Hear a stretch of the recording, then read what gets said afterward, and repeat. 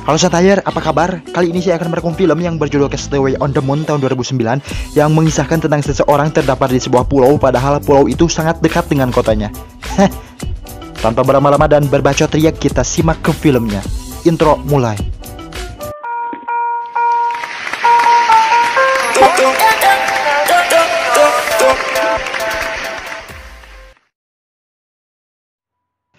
Film akan berfokus pada pria ini yang bernama Kim, di mana kita melihat dia akan lompat ke sungai untuk bunuh diri, dikarenakan hutang ke BTPN-nya sangat banyak.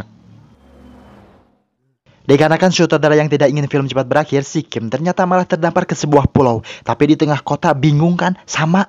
Kemudian ia menyusuri pulau itu sampai akhirnya ia menemukan sebuah kapal yang ingin memberikan pertolongan untuknya. 여기 사람 있어요. 네, 사람 살려요. 네, 네, 네, 가지 마, 가지 마, 안 돼.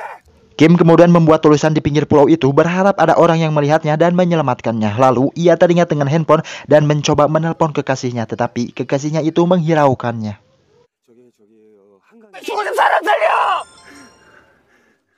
Karena sudah muak dengan kehidupan yang sangat menyebalkan, Kim akhirnya mencoba bunuh diri. Tapi tiba-tiba aksi bunuh dirinya itu digagalkan karena ia ingin boker.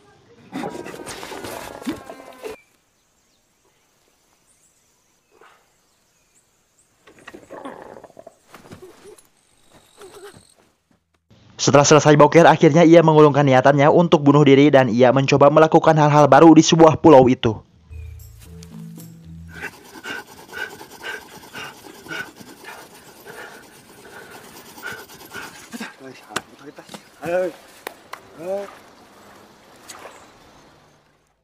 Hari demi harinya pun ia lakukan kehidupannya dengan sepenuh hati dan tanpa rasa beban. Dan tentunya yang Kim rasakan saat ini adalah kenyamanan tanpa dikejar-kejar bank emok, debt collector, dan lain-lain.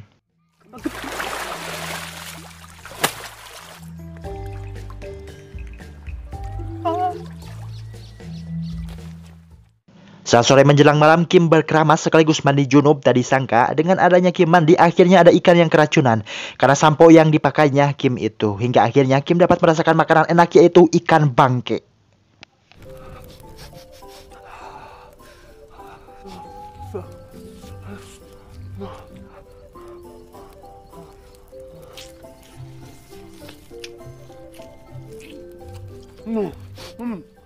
Tanpa disadari ternyata ada seorang wanita yang mematai-matai Kim dari kejauhan. Kita sebut saja Sion. Ia ini adalah wanita penyendiri dan kesehariannya pun di kamar terus. Sampai-sampai untuk makannya pun dianterin oleh mamanya. Di film ini kita tidak tahu penyakit apa yang dialami wanita ini, karena sutradara hanya memfokuskan mereka berdua saja mewakili cerita di film tersebut.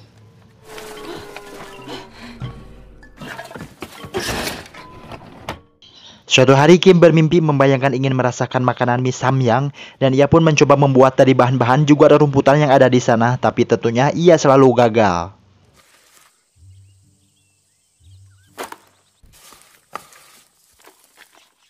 Kemudian Kim mendapatkan ide, ia berpikir bahwa bekas kotoran burung pasti ada biji-biji jagung atau sayuran yang dimakan oleh burung untuk Kim menanamnya. Barangkali nanti bisa tumbuh untuk dijadikan kebutuhan makanannya. 왜 말이 안 돼? 왜? 내가 왜 얘랑 얘기야? 가능해. 반드시. Di sisi lain waktu tak terasa ternyata Yeon mematai-matai Kim hampir 2 bulan lamanya dan itu semakin membuat Yeon merasa nyaman ngepoin si Kim. 외계 생명체님의 미니홈피입니다. 나사의 도움 없이 가능할까요? 손을 믿을 수 있을까요? Hingga akhirnya Yeon mencoba mengirim pesan pada Kim lewat botol bekas dan akan dilemparkannya pada Kim ke pulau itu dari atas jembatan. Dan ia berharap Kim dapat menemukan dan membacanya.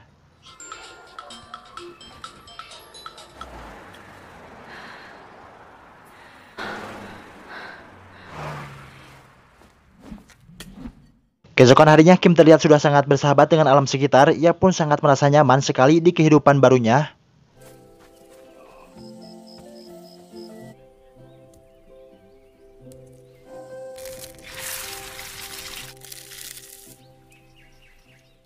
Hingga akhirnya tersengaja Kim menemukan botol bekas berisi pesan yang dilemparkan Yeon tadi malam. Ia pun segera membuka dan membacanya. Terlihat tulisan itu yang ditulis Yeon dengan tulisan hello. Seketika ia pun merasa aneh dan bingung siapa yang menulis itu. Ia juga berpikir bahwa di luar sana ada orang yang memperhatikan dirinya.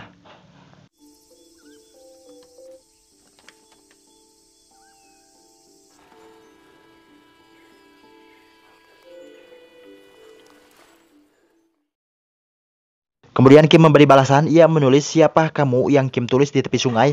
Yeon yang merasa lama ingin dengar dan melihat itu, ia langsung gembira dan mengabadikan foto-foto Kim dari kejauhan.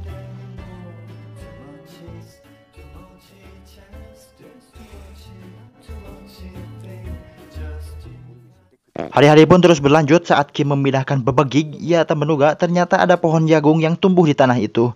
Setelah sekian lamanya, Kim menanam tanaman itu, ia pun sangat gembira dan akhirnya ia nanti bisa membuat mie samyang dengan itu.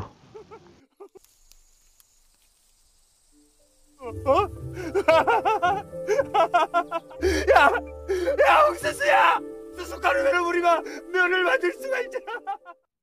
Yeon yang sudah lama memperhatikan Kim, ia sadar bahwasannya Kim ingin makan mie samyang dan akhirnya ia pun berinisiatif akan mengirimkan mie samyang pada Kim dengan cara lewat GoFood.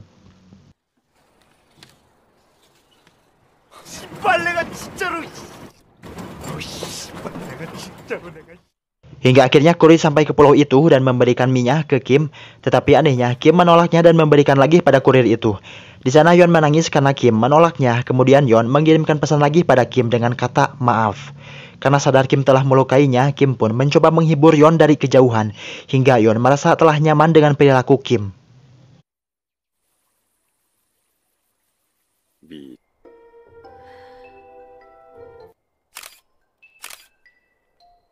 이러고 있어야 되는 거야, 근데. 아이고, 저것도. Beberapa waktu kemudian jagung yang ditanam Kim sudah siap panen dan ia mulai mengumpulkan sayur-sayuran lainnya. Kemudian ia bersiap untuk membuat mie-nya. Dengan telaten ia membuatnya, merebusnya, merendamnya dan akhirnya ia berhasil. Kim bersiap menyantapnya dengan sangat terharu karena prosesnya yang sangat amat panjang.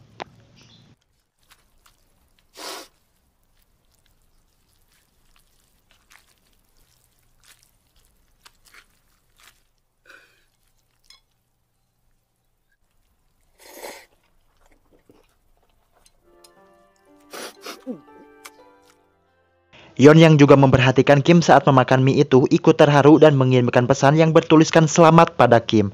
Kim yang makin penasaran dengan Yeon berpikir kenapa dia memperhatikannya selama ini. Dan Kim pun ingin sekali bertemu dengan Yeon. Suatu saat Yeon terlihat kaget mengetahui Facebooknya dipenuhi komentar-komentar negatif oleh netizen.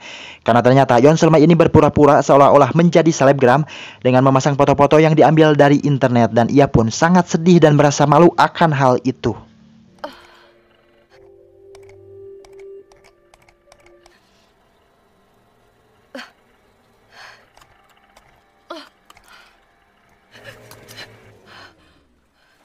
Dan kesedihan Yeon itu bertepatan dengan adanya angin kencang yang terjadi di Pulau Kim tempati, sehingga meluluh lantahkan pulau yang ada di sana berserta tanam-tanaman yang Kim sudah rawat.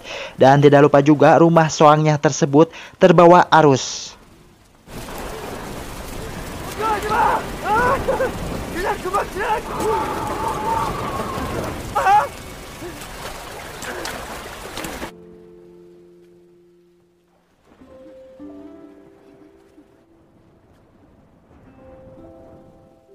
Keesokan harinya saat Kim memeriksa sekitaran yang sudah terkena badai, tiba-tiba ada petugas kebersihan datang ke pulau itu untuk membersihkannya.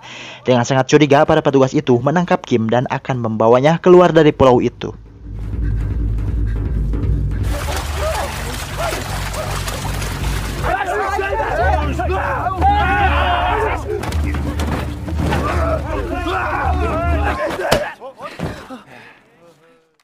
Saat Kim sudah ditangkap dan dikembalikan, akan tetapi petugas menelantarkan Kim di tengah kota dan saat itu Kim berpikir tidak ada gunanya hidup dan ia akan kembali melakukan bunuh dirinya, meloncatkan diri dari gedung.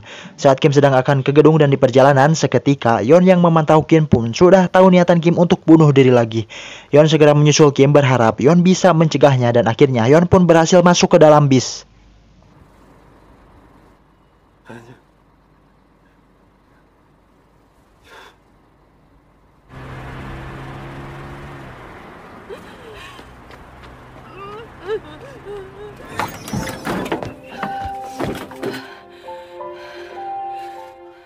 Di akhir film terlihat Yeon yang tersenyum pada Kim sembari memperkenalkan namanya dan Kim pun membalas senyuman Yeon dan film pun tamat.